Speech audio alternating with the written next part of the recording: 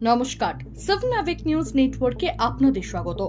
2009 সাল থেকে পূর্ব মেদিনীপুরের তমলুক লোকসভা আসনটিকে বলা হয় অধিকারীদের গড়।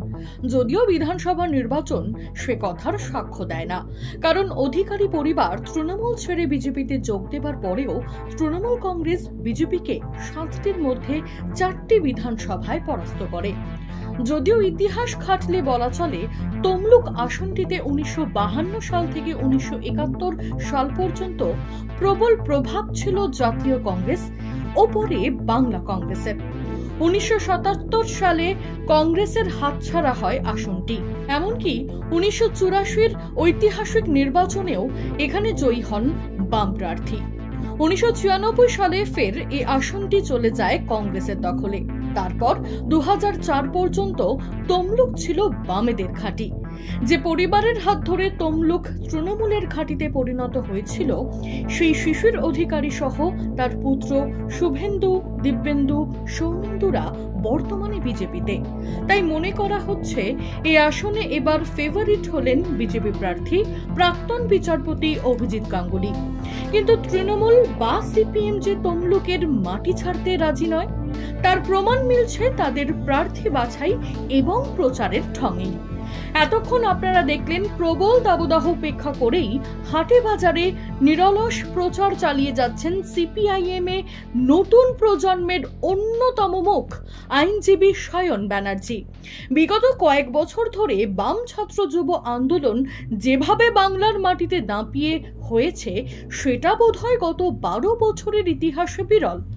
ইনসাফ যাত্রা থেকে ইনসাফ ব্রিগেডে মানুষের ঢল প্রমাণ করেছে নতুন প্রজন্মের একটা অংশ বামপন্থায় নতুন করে আগ্রহী হচ্ছে। আর সেই লাগাতার আন্দোলনের অন্যতম মুখ হলেন এই সায়ন ব্যানার্জি। এখন দেখার ভারী কি বিজেপি প্রার্থী প্রাক্তন বিচারপতির সাথে নবীন প্রজন্মের বাম প্রার্থীর লড়াই কতটা জমে ওঠে। ময়দানে প্রবল ভাবে আছেন খেলা হবের দীপাংশু ভট্টাচার্য।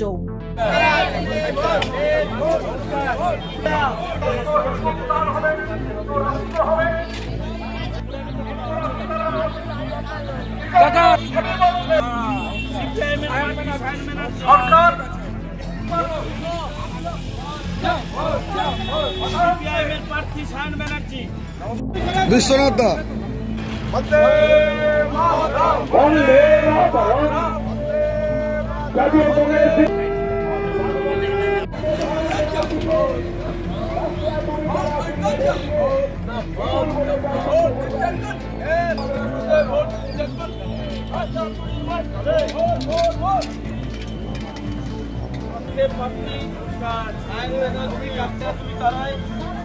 দিতে হবে। বামফ্রন্ট ও জাতীয় কংগ্রেসের প্রার্থী নন্দীগ্রাম থেকে মদন মাইতি, সাবনাভিক নিউজ। সমস্ত খবরের আপডেট পেতে লাইক করে সাবস্ক্রাইব করুন সাবনাভিক নিউজ। সেই সঙ্গে বেল বাটন প্রেস করতে ভুলবেন না। আপনাদের একটা সাবস্ক্রিপশন আমাদের জন্য অত্যন্ত মূল্যবান। জয় হিন্দ।